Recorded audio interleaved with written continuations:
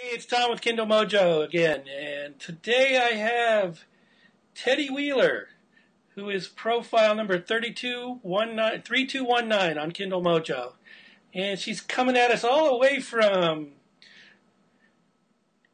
where is it? Stanfordshire in the UK. Wow! Derbyshire. What time is it over there? Derbyshire. Oh, Derbyshire. Okay, in the Yes. UK. All right. Burton-on-Trent. All right. And what time is it over there? Sorry? What time is it over there? Now it's almost 20 minutes to 5. Okay, so it's late afternoon. All right, it's morning here Yeah. in New York. So, All right. so anyway, you write. Your book is Teddy Wheeler and his bear friend, Part 1. His wise bear friend, yes. He's a very wise bear. Okay, tell us a little bit about your book. Right, well, Teddy here is special because he is made in the teddy bear factory. And he befriends another bear that is very, very wise. But they lose touch. So then Teddy is on a quest to find his friend. And he has all kinds of adventures and meets very interesting people along the way. Yes, but he comes to realise that people, some can be very nice to bears, but some can be very cruel to bears. So he's all about learning about life and experiences. And what else does he do? Oh, yes, he stands up to bullies. He won't tolerate any bullying. No, he stands up to bullying. He gives them what for. Oh, good. He does. Good for him. Where did all this come from? Where did you get the idea to write? This is a children's book? It came from him. Oh, just out of nowhere. Or it came from Teddy. It did. Yeah. Okay, and is your book independently published, or do you go through a publisher? Yeah, I have been offered a publishing contract. I don't know whether I can say who from or not. Oh, I don't know. Can I say who I've been offered? sure. Yeah, Pegasus. Pegasus. Okay. Pegasus, yes. And so it started Yes. off as an independent, children's book, right? Yes, it is. Well, I sent it off to Pegasus, first of all, and they loved it and wanted to publish it. But they offered me an author's contributory contract, yes, where you have to pay some fees. Okay. So I put the book on Amazon to help me raise the fees to pay for my publishing contract. So I self-published it on Amazon. Okay, and are you planning on going with the contract then, or? Oh yes, definitely. Okay, all right. So, Yes. so you basically published a book, and then were offered a contract by a mainstream publisher. Yes. Okay, well, that's happening more and more these days. That's kind of It is. it's It's a good thing to happen. right. It's sort of a way that the publishers kind of look at a book as being marketable or not. So obviously yours is marketable. Yes. So speaking of Yes. marketing, Yes, they have. Sorry? so speaking of marketing, what did you do? What did you do to market your book, to get it out there, to get people interested in it? Well, we created a Facebook account. We started joining various groups and Kindlemojo, as you know. And Teddy has joined a local charity. He's doing charity events to get his name out there. He is being lined up to go on the radio over here. He's doing a phone-in for a competition.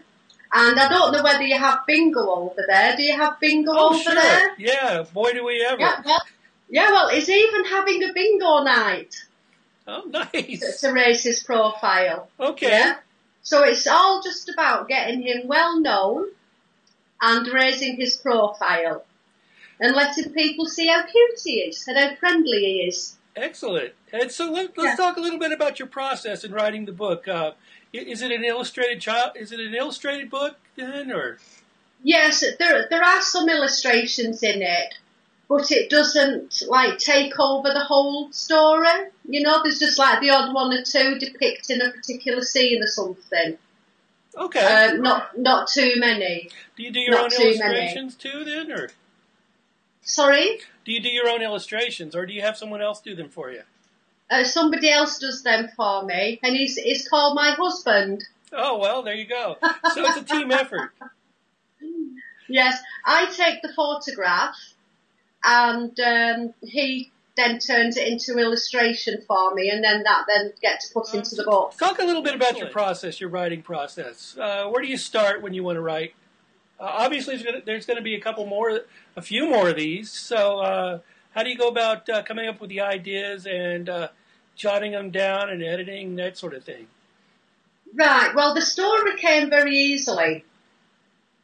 It came about one day. I just sat down at my laptop and I thought, I'm going to write a story.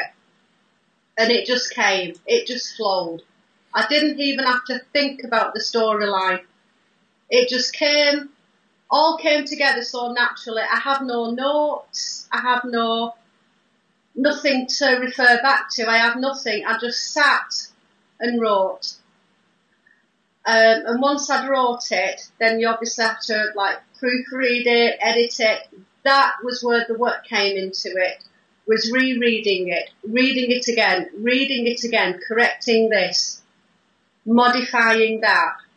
That was the hard work.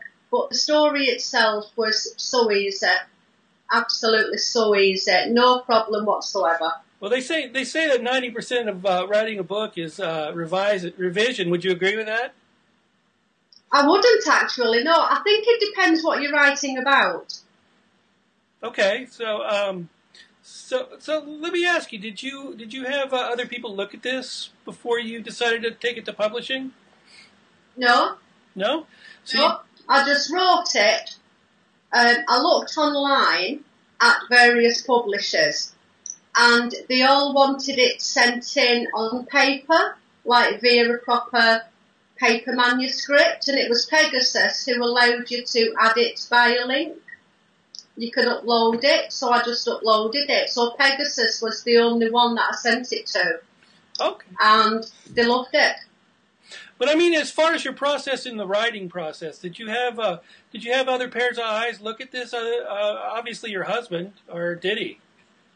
Well, when I did a particular chapter or a particular scene, I'd read it to him out loud, and I'd say, "How does that sound?" You know. But with it being my husband, you don't know whether he's biased or he wants to keep you happy. You know. Yeah. But he said it was good, and with him being a lecturer, I asked him to tell me the truth.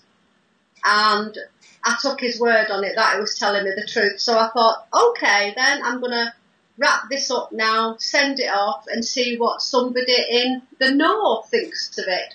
You know, get a second opinion kind of thing. Right. Because when I sent it off, I was expecting not only rejection, but criticism as well. I was like, opened myself up. And I thought, well, if that happens, I know where I've gone wrong.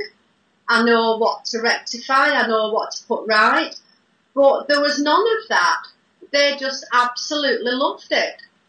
Oh, and they said as far as the editorial process went, because I apologised for any grammar errors, things like that, but they said, don't worry about it. It's a brilliant book, and all that will be sorted out before it's published anyway. So when is the publisher going to put it out? Right.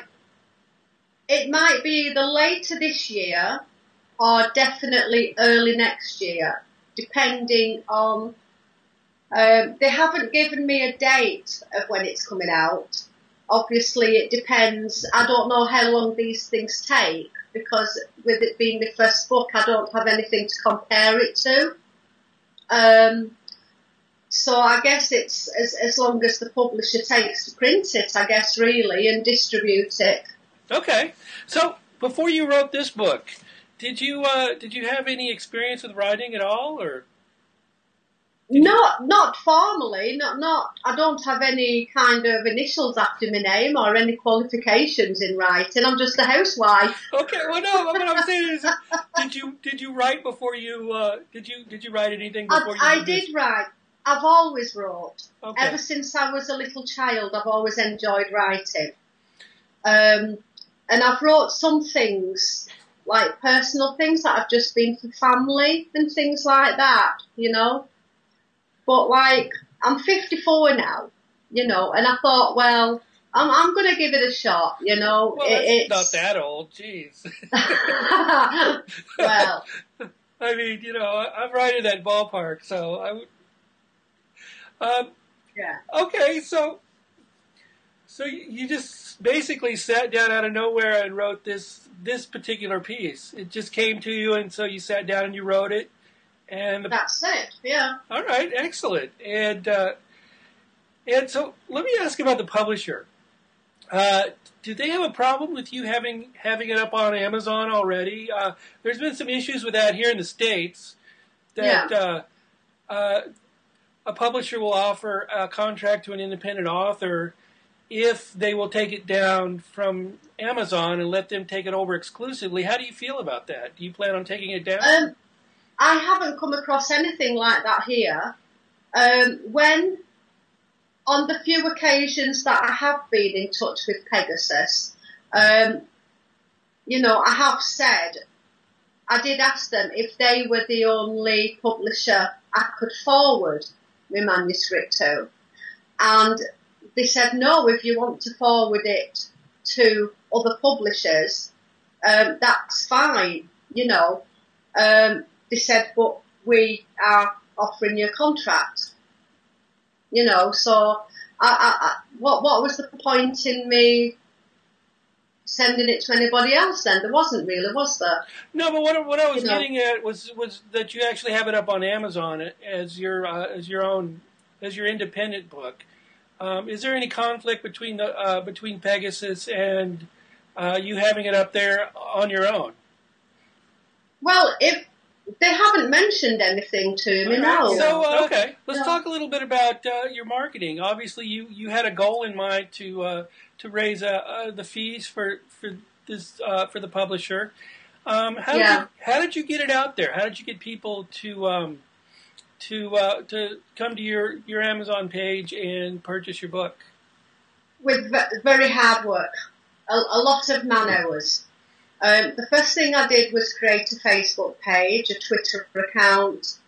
I started contacting local, like I contacted, I suppose I can name them. Do you have a W.H. Smith's over there, a bookstore called W.H. Smith's?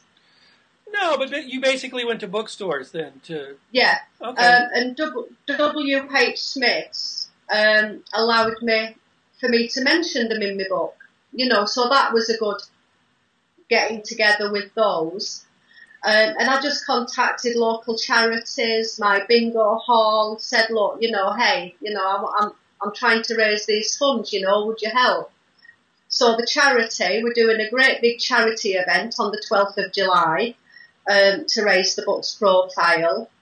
And I also contacted the radio station here and met up with a lovely lady from there and had a coffee, and we're doing a phone-in for a competition, you know, and the bingo hall and everything else. It's just about creating the awareness, you know, making people aware that there is this product out there, so it's, you know, and the different avenues you can go down to do that, so the better it is.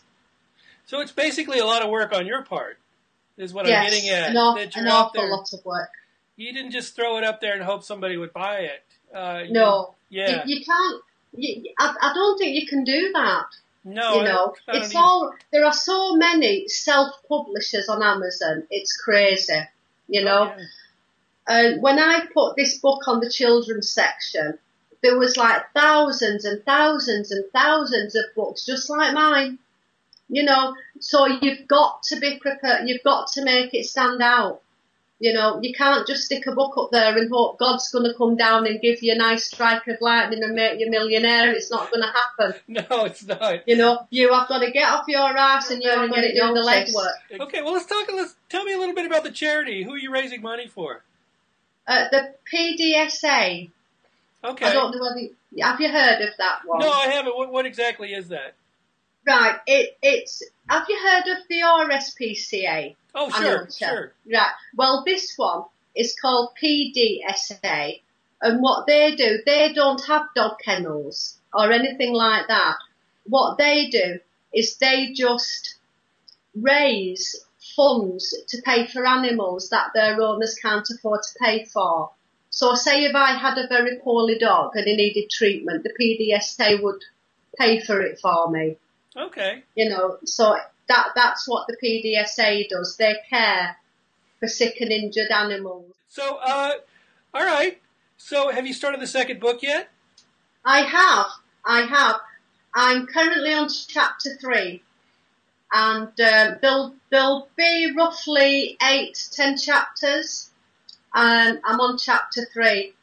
But in the first book, with Teddy just being made, it can come across as very babyish and very, you know, childlike. But in the second book, oh boy, does he grow up.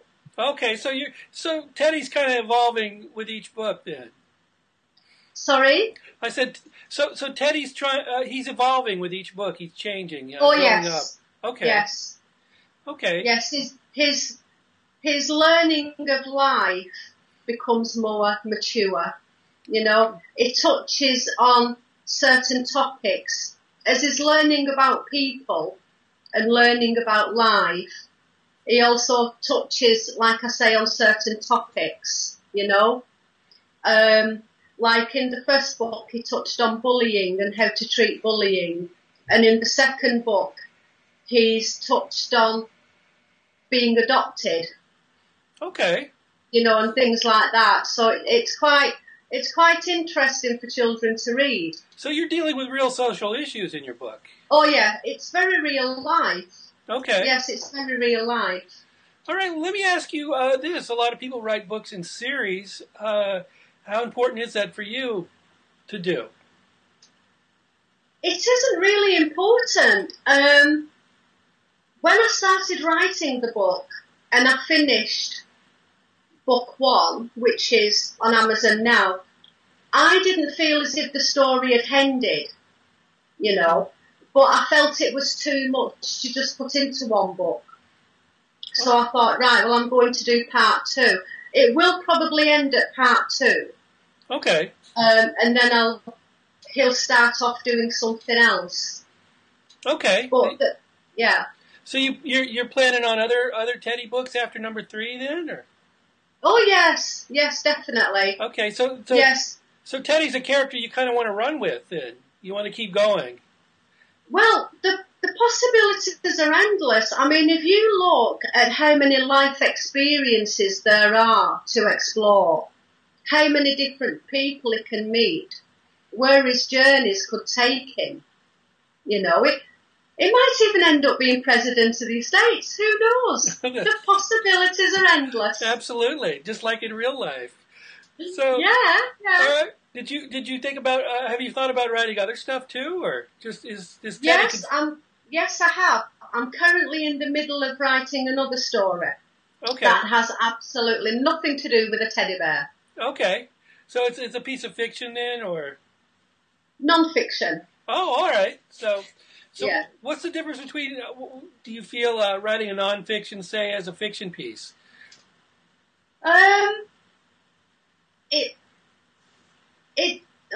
It's a bit difficult. I just go with what's in my head and what I feel. You know, I can't write about something that I feel I'd have to force myself to write about. I am at my most comfortable writing about what's in my head and the experiences I've experienced and what life has taught me. You know? I think most people are, yeah.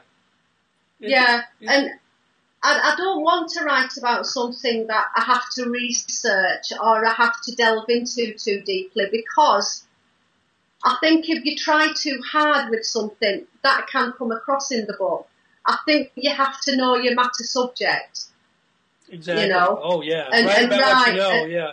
Yeah, and write about what you are comfortable with writing, and just hope that people can relate to that and hope that they like it. You know, that is the most you can hope for. Okay, so somebody comes up to you, a stranger, and says, "Oh, I like your book. I've got this book in my head. Well, I've always wanted to write." What would you Yeah. say to that person? I say, well, what do you want to write about? And do you want a hand, you know? Okay. Yeah. You would just give them advice to just go ahead and write it. Yeah, Sit down and definitely. see where it's going to go. Yeah. If it's something you feel passionate about, the writing will come. Okay. The hard work, like the editorial and the promoting, that'll be difficult. But I would strongly advise, if you want to write, you write. You know, it doesn't matter what anybody else thinks about it. You know, if you're happy writing, then you write. You know, if you're lucky enough that it takes off and it makes you a bit of money, then hey, well done. You know, but if it doesn't, at least you're happy in the knowledge that you have wrote this thing. People watching is a fantastic way to get inspiration. It really is. If you just sit and watch people, you know, it's absolutely amazing. You could sit on a bench and just watch everybody go by, and at the end of that day, you can go home and write a book. Yeah. You know. All right. Yeah, so, where can we find you on the internet? Well, Teddy has his own Facebook page, Teddy Wheeler. I think it's ted.wheeler.933@facebook.com. Okay. And he has his own website, and is on Amazon, obviously. Is on Twitter at Teddy_Wheeler with the little, the at Teddy_Wheeler. Yeah, it's popping up all over the place. Well, that's a good thing. Yes. Yeah. He's even been mentioned on Bears Unlimited. Oh, wow. They dedicated a whole page to him. Have you heard of Bears Unlimited? I've heard of it. I'm not exactly familiar with it, but I have heard the name. So. Yeah. Yeah. Okay, so what's next for you? Where are you going to go with?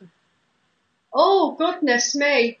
Well, I'm going to do this fundraising first of all, and these events I have lined up. I'm going to go on the radio, generate the interest, and once the first book is underway of being published, then I'll probably go back and carry on working on the second book, you know.